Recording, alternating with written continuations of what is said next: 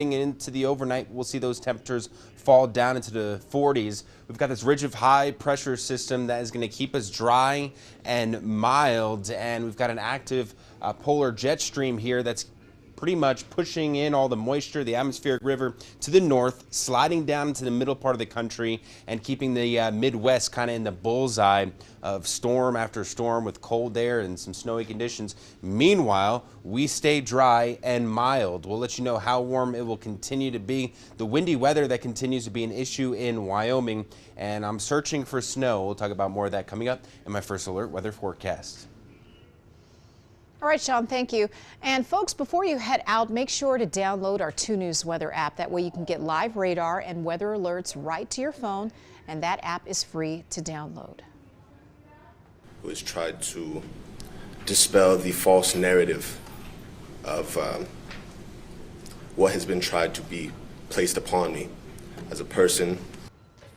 Arturo Gamboa, the man arrested after the deadly No Kings protest shooting in June, says that he was simply exercising his First and Second Amendment rights. And today, Arturo described being handcuffed and in maximum security for nearly a week, all while the man who fired the deadly shot remained free. And that man, Matt Alder, has since been charged for the death of Afa Ah Loo, someone Arturo says should still be alive. Anybody who is aware of the circumstances of this case can see exactly for themselves. I don't need to speculate or come up with some idea of it. You can see it plainly in your face. The very day I was treated as the perpetrator of the potential mass casualty event, that my intentions were to, quote, mag dump into the crowd, that I was there with the intention to harm others. And then that very day, I mean, from the moment that everything happened, I was treated as a psychopathic villain. I was handcuffed. The very moment that I was put into handcuffs, I was not out of handcuffs until I was in the jail and occasionally getting the medical triage, and then even then.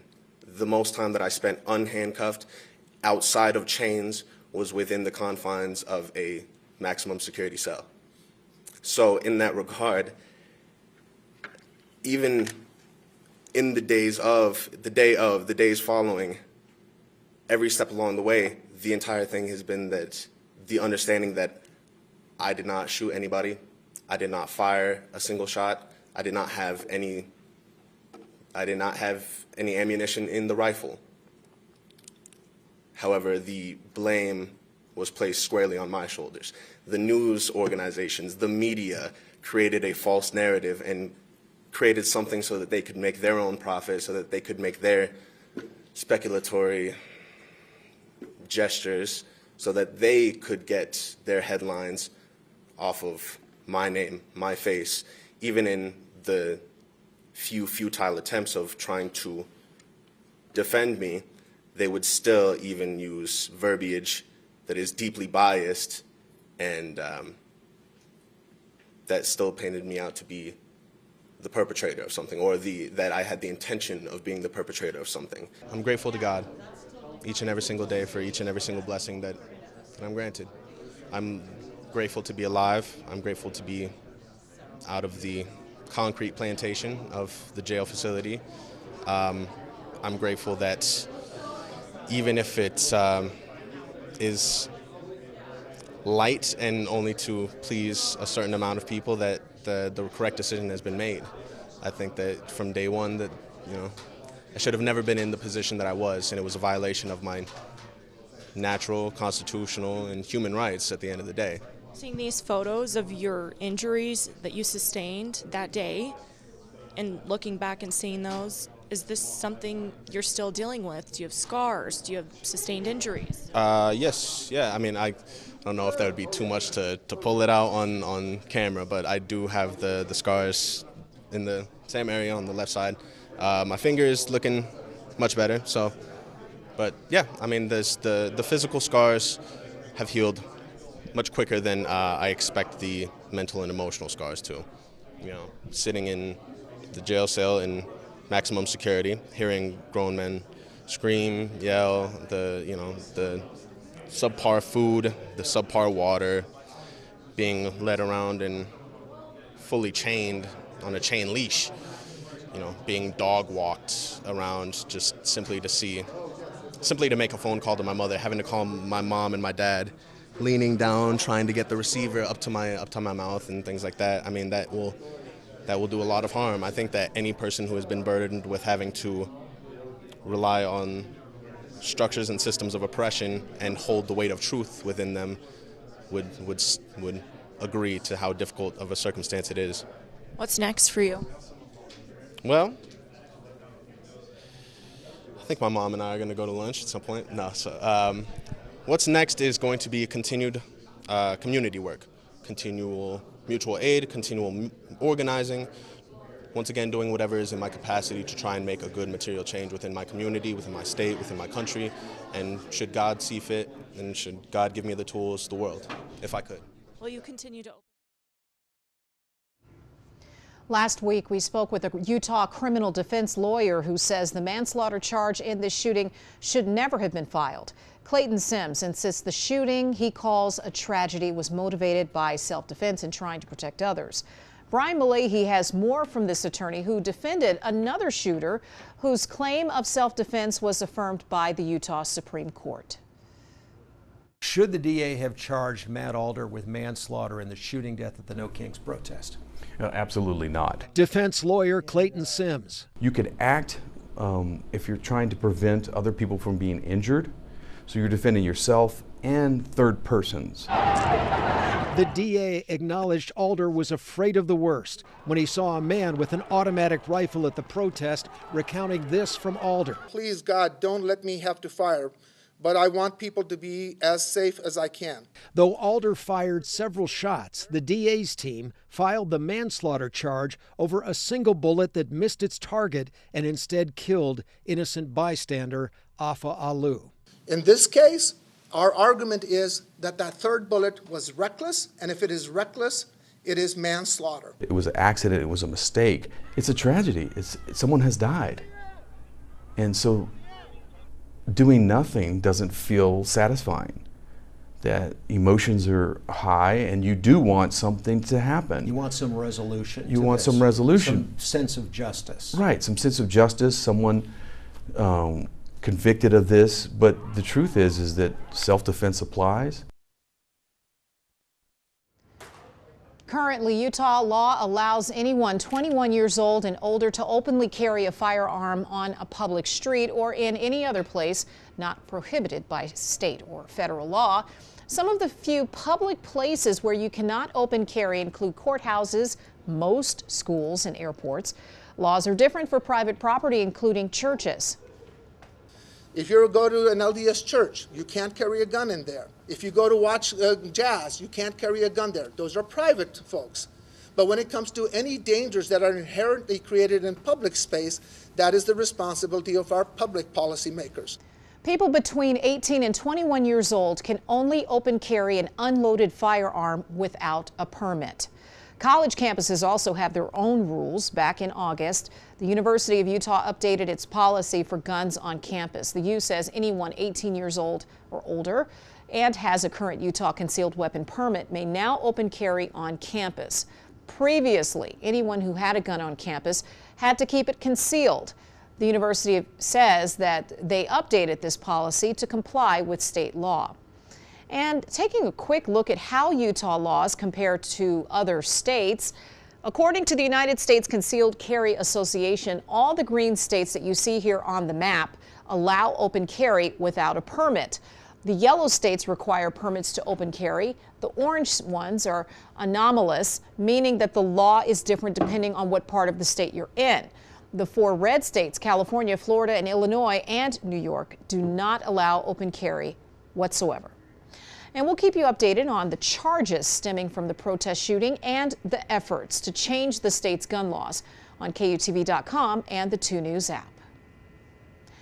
Coming up on Arc Salt Lake, for lovers of imported Italian pasta, about the worst thing you can put on it is a tariff. But the president threatens to do just that. What it means for your bowl of pasta, next.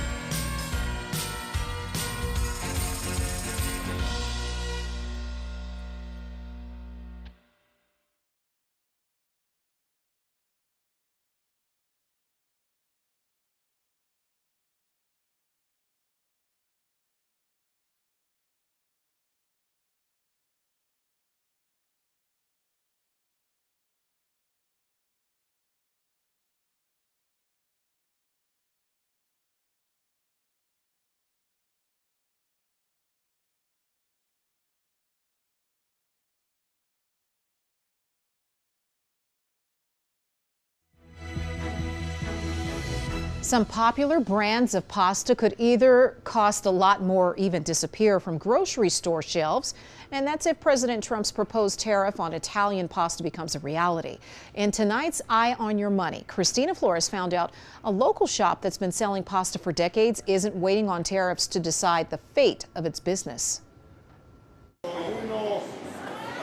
For decades, Granado Foods in Salt Lake has been a place to grab a freshly made Italian sandwich or ingredients to make an Italian meal at home. We've got dry pastas, we've got fresh pastas, we've got Italian oils. Frank Granado is the owner. While his father and grandfather first stocked the shelves with these imported pastas, Frank could be forced to yank them off if President Trump makes good on his promise to impose a tariff on popular imported pasta brands sold in Granados and grocery stores across the country. When you first heard that, what was your reaction? Oh no. All of these dry pastas on the wall are subject to the tariff. How much would the tariff be? The tariff will be 105% to 107% in total. Right now we're paying 15%. Okay, so that's a dramatic 97% increase. It will say goodbye to brands I've carried on the shelves in here for 78 years. But Granado is not waiting to find out if the tariff will happen. Because what could happen if you just sat back and waited to see what happened with the tariffs? There won't be a lot of pasta on the shelves. Granados has long made its own fresh ravioli. But now, they're making their own dry pasta to replace the imported pasta that could go away. That is made in the back room. Granado created his own labels and packaging. His dry pasta is the same price as the other pasta that could be tariffed. He wants to keep prices to customers the same, even though it's costing more to produce his own product. He hopes those costs even out in the future as he saves on shipping and import fees. Pete Funado has been working with Granado for decades. They contract him to make their pasta in the back room. Since the tariffs, his team is busy with new outside orders. Well, we've noticed that a lot of business has been increasing because people are saying that they can get in the kinds of products that they want. So they look to us. But more business adds more pressure on his small crew. He's now looking for more workers. It's easy to find workers. It's hard to find good workers, people who care. While tariffs on olive oil, vinegar, and other Italian imports are already costing Granado more, he hopes by producing all of his own pasta, his business will survive the tariffs so he can pass it on to his son someday. This place has been here for 78 years. 78 years. You probably feel some responsibility to see it through. Absolutely. You know, the third generation's one they say drops the ball, so I'd rather find ways to not do that. Pass it on to the fourth generation. Christina Flores, KUTV 2 News. 3 generations is a mighty long time. Congratulations to them for lasting so long. All right, so we eat a lot of pasta from Italy here in the United States. Last year, the U.S. imported $680 billion worth. Lots of pasta. All right, we're talking about a different kind of food. The 26th annual Parade of Gingerbread Homes underway in Logan. And this year, artists have created a dozen gingerbread houses, and they're now on display at various businesses in downtown in Logan. And they're all so cute. People come from all across Cache Valley to look at the creations, and you can even vote for your favorite. The prizes go to the winning artist, and you can see these until New Year's Eve. And truth be told, New Year's Eve isn't too far away. Meteorologist Sean Kelly with that first alert forecast. I mean, it's hard to think about it because it's so warm. I know. We need some changes here to make it feel like the holidays, right? We want a white Christmas, and unfortunately, there's just no snow here in the next 10 to 14 or 15 days, and our streak continues here. We've only seen a trace of snow, so officially this is one of the longest streaks on record without any snow so far, more than a month behind schedule here. Normally we pick up over a foot of snow during the month, So we've got a lot of work to do here. 57 for a high today, well above normal, 17 degrees above normal. We're still pretty comfortable here, 50s and 40s up and down the Wasatch Front. Active weather up into the north, that's also where the wind is. We've got some cloudy skies here up and down the Wasatch Front. A few sprinkles in the Cache Valley area, a few snowflakes and flurries there up into the mountains. We're going to stay mainly dry. 99% of us will be dry as we get in the day tomorrow. A mix of sun and clouds across the I-15 corridor. The bigger story here is the winds that continue to settle in across southern and southwestern, southeastern Wyoming here. 3 to 40 mile-per-hour winds sustained with gusts up to 50, 60, even close to 70 miles per hour at times through much of the day tomorrow and into Thursday. You can see some of the wind gusts still kicking in from Duchesne northward into the Rock Springs area, eastward into the northern plains. And then as we get into the day tomorrow, these winds will continue to be much of an issue for northeastern Utah, southwestern Wyoming. So again, be mindful of that, 2 hands on the steering wheel. Those lows overnight, we are down into the 40s and 30s. Highs tomorrow well into the 50s across much of the state. We've got plenty of sunshine down towards the south. We're into the 60s here. That week 2 forecast, or 6 to 10 day outlook, showing that typical La Nina pattern will continue to set up, where we've got an active polar jet that's streaming in an atmospheric river and plenty of moisture into the Pacific Northwest, leading into the Midwest. And then meanwhile, the desert Southwest here remains dry. And that will likely continue here through the next maybe 14, 15 days or so, and quite warm and mild across the West Coast as well. So we'll continue to keep you updated on the pattern. We're hoping for a change. Just not going to see it here in the short term. St. George, you've got beautiful weather, plenty of sunshine each and every day, all the way up through the weekend, even nice into next week as well.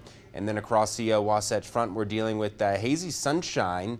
A little bit too windy right now across some of those upper levels of the atmosphere, which is why we've been able to kind of mix it out and keep things pretty clear here. But I expect the air pollution to go downhill as we head into the end of the week. Hazy sunshine returning into Friday and Saturday, but really nice for the weekend. And this nice weather will likely continue into next week as well, with temperatures well above normal.